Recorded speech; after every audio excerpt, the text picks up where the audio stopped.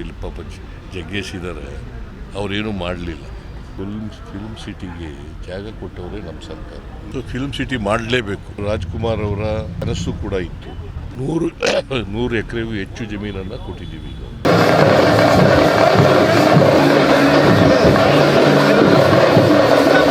ಹಿಂದೆ ಬಾಬರು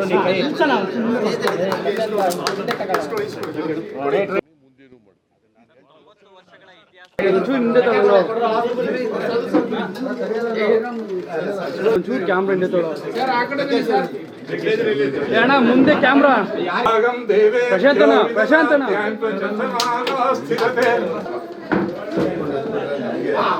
ಬರ್ರ ಹಿಂದಕ್ಕೆ ಒಂಚೂರಲ್ಲ.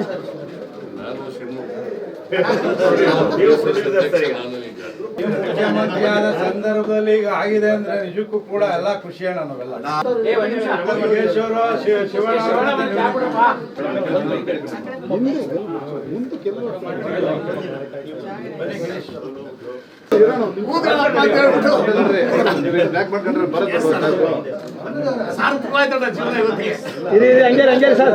ಇವತ್ತು ಚಲನಚಿತ್ರ ನಿರ್ಮಾಪಕರ ಸಂಘದ ಕಟ್ಟಡ, ಇಲ್ಲಿವರೆಗೆ ಒಂದು ಸ್ವಂತ ಕಟ್ಟಡ ಇರಲಿಲ್ಲ.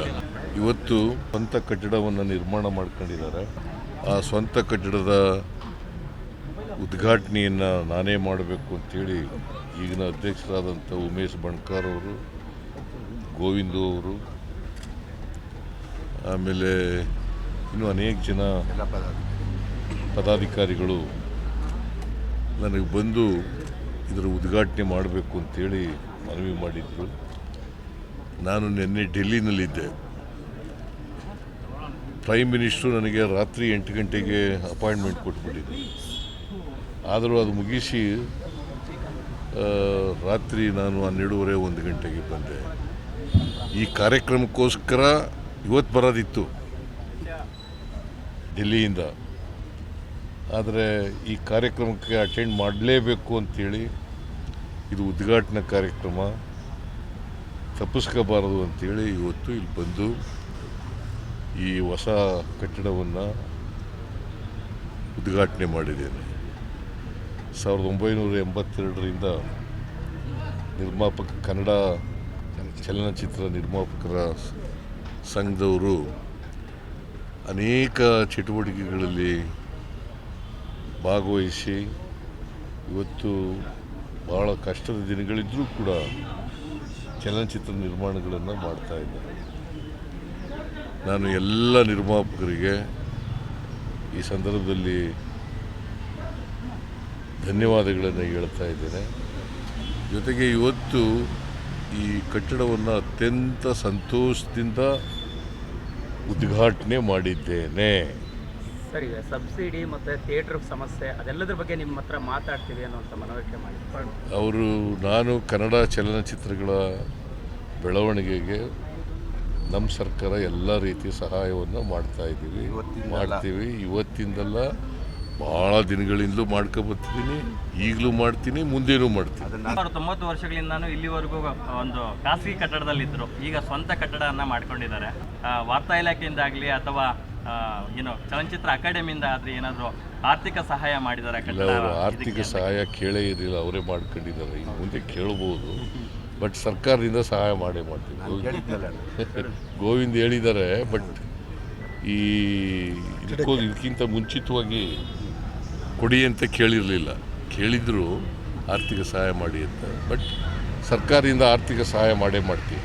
ಸರ್ಕಾರಿ ಸರ್ OTT ವೇದಿಕೆ ಸೃಷ್ಟಿ ಮಾಡಬೇಕು ಅಂತ ಬಹಳ ವರ್ಷ ಕೂಗಿದೆ. ಸರ್ OTT ವೇದಿಕೆ ಕನ್ನಡದಲ್ಲಿ ಸರ್ಕಾರದಿಂದ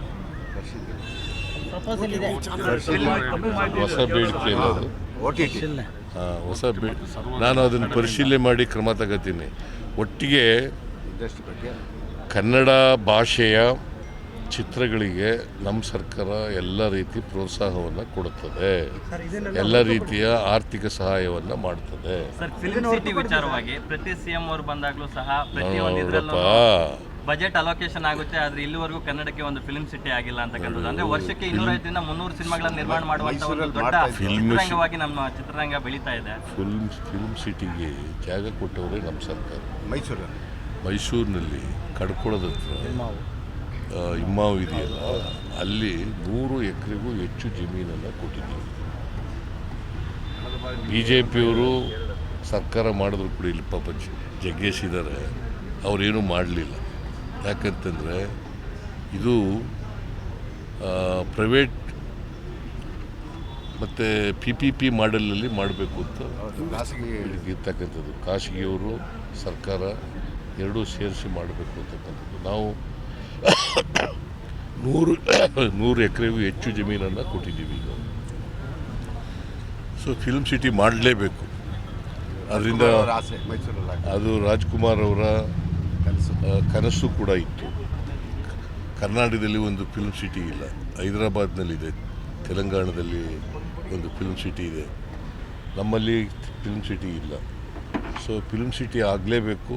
ಇದು ಡಾಕ್ಟರ್ ರಾಜ್ಕುಮಾರ್ ಅವರ ಕನಸಾಗಿತ್ತು. ಆ ಕನಸನ್ನು ನನಸು ಮಾಡ್ತಕ್ಕಂಥ ಪ್ರಯತ್ನವನ್ನು ನಮ್ಮ ಸರ್ಕಾರ ಮಾಡ್ತದೆ.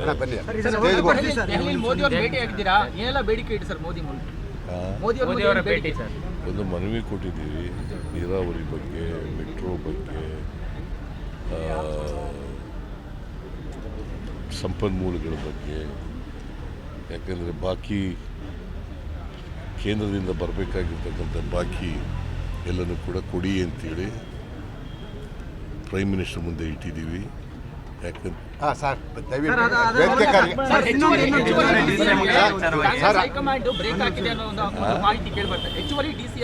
ಸಚಿವರು ಸಹ ಶಾಸಕರು